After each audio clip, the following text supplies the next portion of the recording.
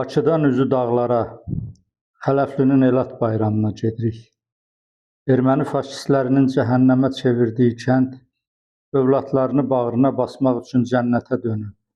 Hər yan gül çiçək açıb, təbiət yenə öz nəğməsini oxuyur. Şair dostum Əlirza Xələfli bizi kəndə aparan sürücüyə maşını Cəbrayıldakı Çinar restoranına sürdürür. Çinarın müdiri Kamal Həsənov bizi öz qonağı kimi qarşılayıb, Əlirza müəllimə olan ehtiramını göstərir. Axşam evində qonaq olduğumuz İlham Mamedov isə öz qonaqpərvərliyi ilə sanki bütün Cəbrayılların nə qədər qonaqpərvər olduqlarını sübut eləməyə çalışır. Səhər açılanda da bizi erməni vandallarının dağıtdığı qəbir yerlərinin, Cəbrayıl qəbristanlığının ziyarətinə aparır. Altında kağıt varsa böyle yazıp adların geceliği koşuyor. Bak bunların hamısı qəbir bak. Fayda, dolaq kimi. Hamısı qəbir. Hər kəs öz qəbrinin Təxminən təyin eləyib, təxminən. Təyin edib, nəsə bak. Apar belə sonra evlərə qoy. Hamısı qəbir yerler. İyi o başa gelir. Her tepen o tərəfində də qəbirsan var. Orada da dağılmış. Dağılmış hamısı. Sabir müəllim, dünəndən yol gəldik bizi Cəbrayıla. Yol boyu bütün xarabalıqlar, evləri viran qoydular. Bir dənə sağ bina yoxdur. İndi də gəlib çıxmışıq bu qəbirstanlığa. Nə qədər vəhşidirlərsə qəbirstanlığı qazıblar, buldozerin ağzına veriblər. Bu sür-sümükləri görürük burada. Siz nələr görmüşsünüz bu yerli sakin kimi?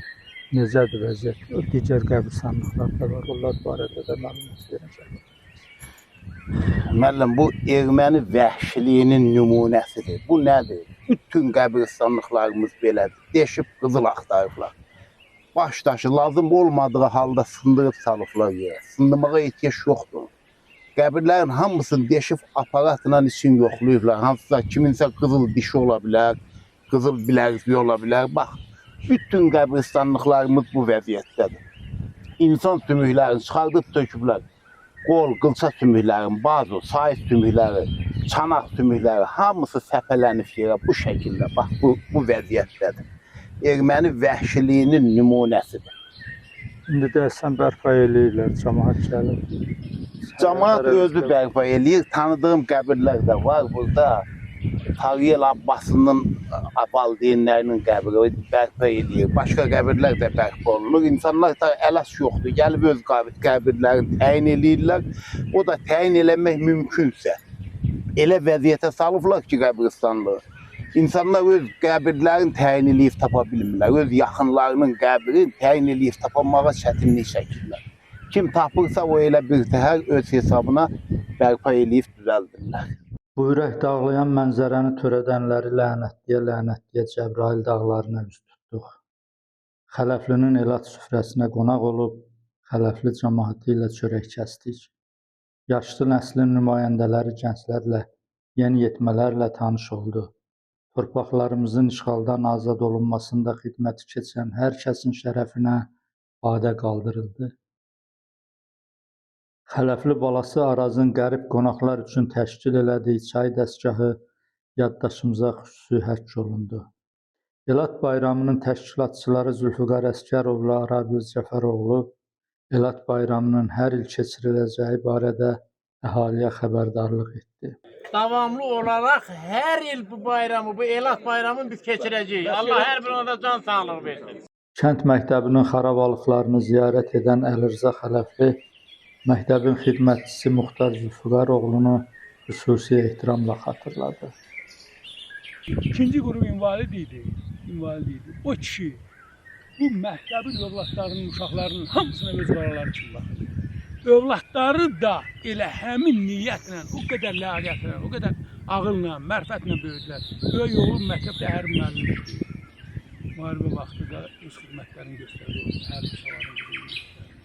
Yəni qısası mən demək istəyirəm ki, bizim bax bu qayaların arasında yerləşən, bu indi erməni vandallarının əlinin izi kimi qalmış, bu divarı az qala növrəsinə gətirib aparılmış olan həmin məktəbin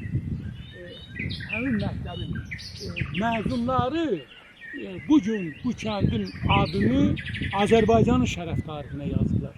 İstər qəhrəmanlığı Şəmşir Həziyev var, müharibə veteranıdır.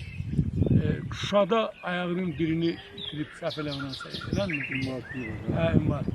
Demək, təsəvvür edin, necə bir komandir, necə bir cəsur döyüşçü, qəhrəman. Bu hamısı yəni demək istəyirəm ki, baxın məktəbin yetirməsidir, yetirmələridir. Elə həmin Muxtar kişinin oğlu Zülfüqarın illər əvvəl bu məktəbdə Qədmalı müəllimin Hüseyn Cavidin yubiley tədbirində deməsi üçün əzbərlətdiyi şeiri təkrar söyləməsi maraq doğurdu. O şehir mənim deyimimə nə dəyər indi də yadımda da Allah'ım. Deyə bilərsən. İnsan gəldi, öldü sənətkar. Mənim təbiətə bir sualım var. Bu mudur insanla onun ilqarı? Sən ey bu torpağın əziz insanı, de qələmin hanı, kağızın hanı, matəmin ağlattı Azərbaycanı. Gülen dodakların söyle soldu mu? Düşünen beynin torpak oldu mu? Sevginin sasını bir yoldu mu? Hayata son defa baktın mı bari? Deməli o şehir o vaxtı necə söyləmişəm, belə də gəlib baba, indiyə kimi yanında qalır. Hərə öz evinə gələrək 33 il əvvəl bu yerlərdə qoyub getdiyi uşaqlıq xatirələrini axtarırdı.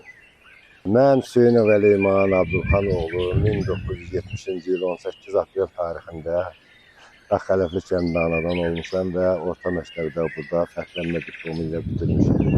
Və bundan sonraki müddət ərzində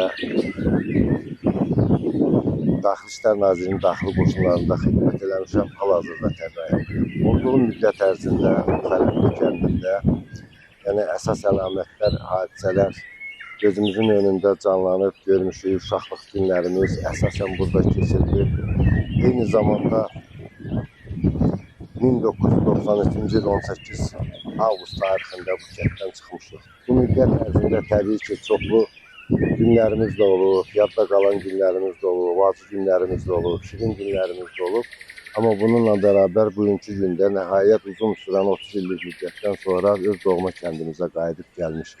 Və bugünkü gündə də əlimizdən gələn işlərin görülməsində, həm uşaqları ilə bərabər bu bərpa işlərində, digər məsələlərin görülməsində, bulağın bərpasında, əlavə istirahət yerlərinin açılması işlərində hamımız əlbir olub bugünkü gündə bu işləri görürük. Mən bu kəndin övladı olmağımla təbii ki, çox fəxr edirəm.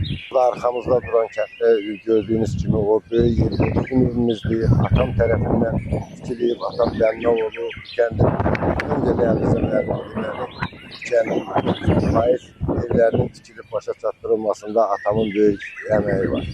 Usta olub, böyük usta olub, yaxşı sənətkar olub, bax o kənddə, o evdə bugünkü gündə dağılmış, sökülmüş evlərdən yeganə qalan tam bütöv kimi üstü olmamaq şərti ilə qalan bizim ev. Ömrünün yarısını yurt həsrəti ilə keçirən Əlirza Xələfli gəncləri, uşaqları ermənilərin gəlişi ilə suyu quruyan bulağın başına yığıb öz yaşıdı olan qoca çinarın hekayəsini danışdı. Bizim Dərələyəzdə demək qəbristanlığımız vardı, Xələfli qəbristanlığı. Yəni o yerlər eyni zamanda bizim elə bir ata-baba torpaqlarımız idi, yerimiz, yurdumuz idi. Zaman ermənilərin apardığı siyasətin nəticəsində o yerlərdən əlimiz üzüldü. 1953-cü ilin dekabr ayının 7-sində demək, kolxoz köçüb aşağıya, aşağı Xələfliyə, Diri dağlarına, Arazın sahilinə. Qış vaxtı, qış buranın da qışı çox sərt olur. Hər elə bil ki, 10 gündən bir kolxoz adam ayırır. Gəlin bu kəndə hərrənin, baxın, nəzarət eləyin. Bu 10 gün keçir, bu adamlar gedir, sonra bir başqa dəstə gəlir. Beləliklə buranı da bu indi xaraba qalmış bu kəndi də yiyəsiz qoymurlar. Sadəcə elə bir qışda nəzarətçi orada gələn gedən olur. Bizim demək həmin o bu Şirvanlı məhəlləsindən bir atamla elə bil əmioğludur, həm də atamın mamasının əridir də birisi deyil, birisinin əridir. Şəkəralı kişi. Şimdi biz o vaxt cavan oğlan olub, da bir 53-cü ildən söhbət edir. Müharibədən sonra, o da müharibə iştirakçısı olub, 2-ci Dünya müharibəsinin iştirakçısı olub. Gəlib, demək, kolxoz onu göndərib ki, get yuxarıda bir 10 gün dör, növbə çək, sonra qayıt, indi bir başqa dəstə gələcək. Həmin dəstə gəlir, bunların növbə vaxtı qutarır. 1953-cü il dekabr ayının 7-sində. Aşağı Xələvdən o Diri dağlarından gələn adamlar salam, kəlam, görüşürlər, hala-bak bunlar. Bu Şəkəral kişi, həmin o, indi o vaxt cavan olan da, atamın deyirəm, həm də mamasının əridir. Soruşur, aşağıda, kənddə nə var, nə yox? Bu aşağıdan gələnlər deyir ki, Əziz oğlu Zalın bir oğlu oldu. Bir oğlu olub. Keçmişdə, yəni o dövrdə görünür, insanların mehri iləndir, insanların bir-birinə sağlam münasibəti ilə bağlıdır, nə ilə bağlıdır, deyə bilmərəm. Hər halda bu xəbərə o Şəkəralı kişi çox sevinir. Çox sevinir. Elə bil həmin günü qayıtmalıymış Diri dağına. O getməlidə vaxtı qutarıb. O xəbərə görə getmir. Getmir, düşür aşağıya, aşağı dərədən, çox aşağıdan. Bəlkə də bir 6-7 kilometr olar mı? Aşağıdan. Oradan 2 çınar budağı qırır. Gətirir, yolda demək, nətər olursa çınarın o budağının birini itirir. Biri gəlir çıxır bura, bax gətirir bu çınarı dekabr ayının 7-sində basılır bax bura. Bu həmin bax bu çınardır. Bu 1953-cü il dekabr ayının 7-sində gedir. Aşağı Xələvdə demək qaynının oğlu olur da mənim atam. Onun qaynının oğlu olur. Deyir ki, qara oğlan. Atama belə müraciət edirdi. Elə axıracan da elə müraciət edirdi. Qara oğlan, eşitdim oğlun olub. Deyir, əmin. Allah salamat eləsin. Oğlunun adına orada bulağın qabağında bir çınar əkdim. Oğlunun adına bulağın qabağında bir çınar əkdim. Gedərsən, çınarın üst tərəfində Zallının, bizim tayfanın adına Zallı deyirlər. Familiyalarımız Zalovlar gedir. Bulağın üstündə xırman var. Həmin xırmanda da bir ev yeri tutarsan, orada bir ev tikərsən. Sonra o da kişi də gəlir, yəni atam da cavan oğlan olub.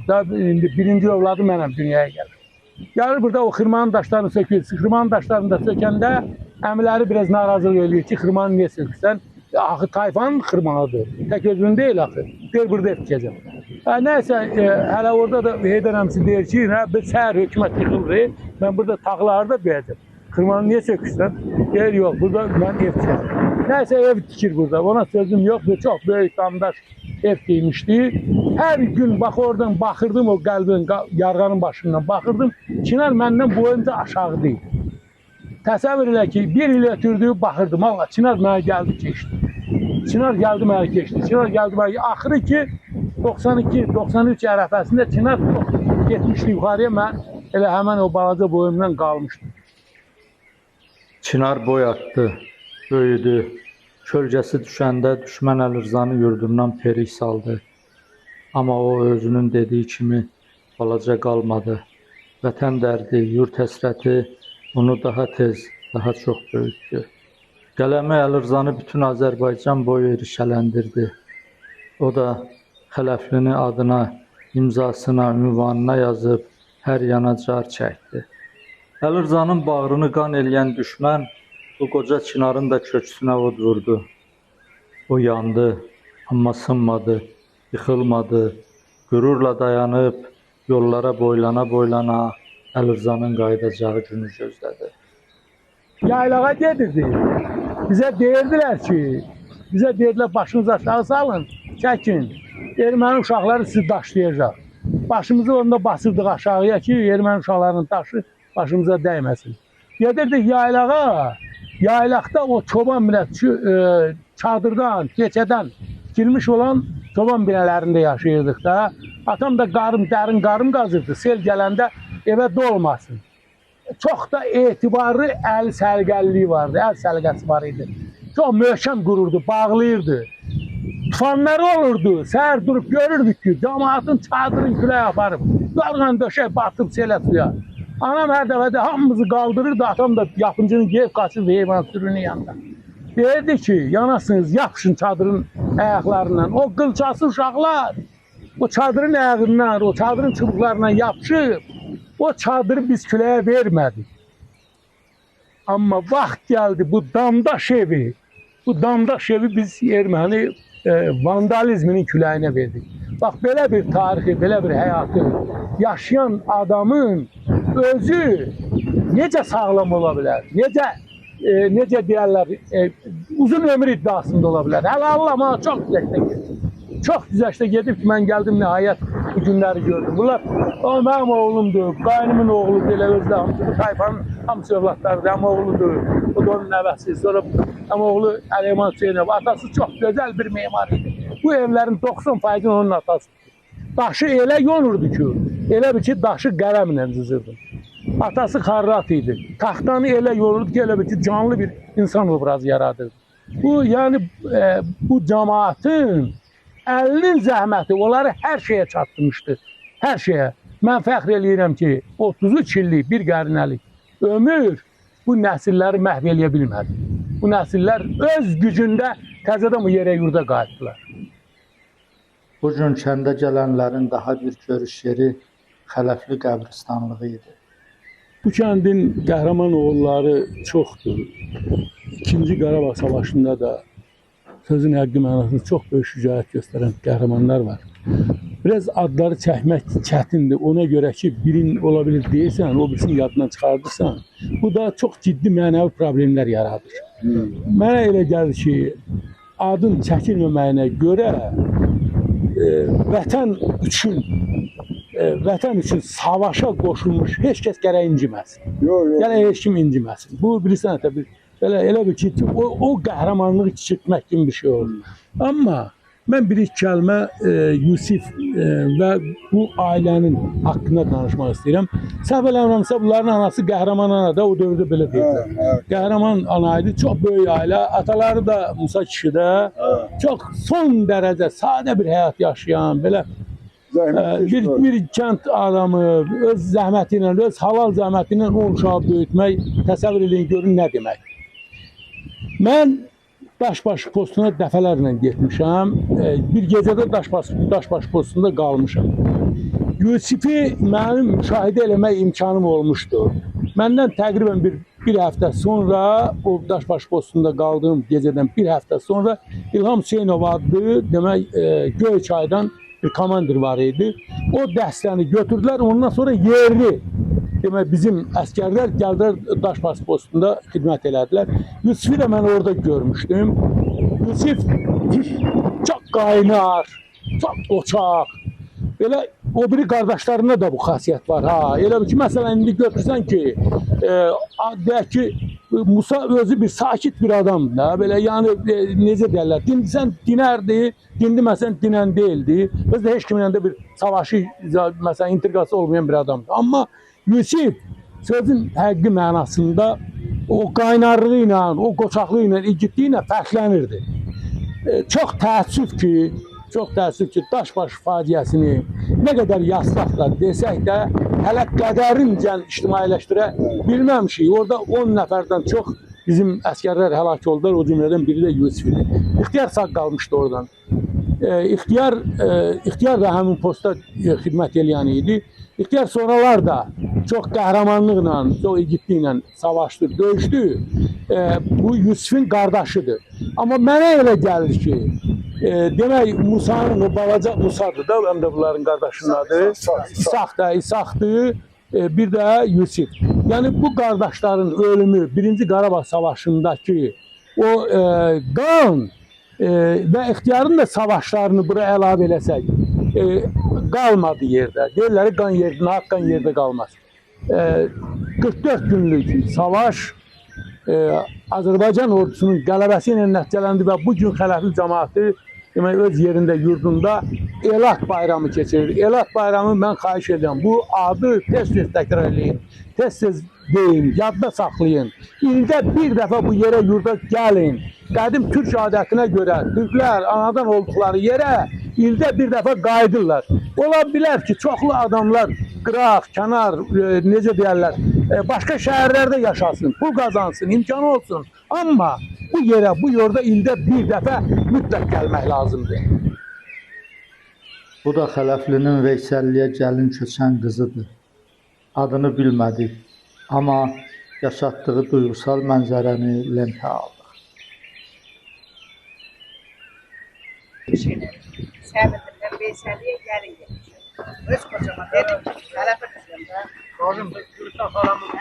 Ben onda dedim, Əlisə müəllim, harada görsə, ben onu qucaqlayayım. Ben səninlə fəxr elədim. Sağ ol, bu bəs. Xələfli cəmaəti növbəti illərdə yenidən görüşmək ümidi ilə yola çıxdılar.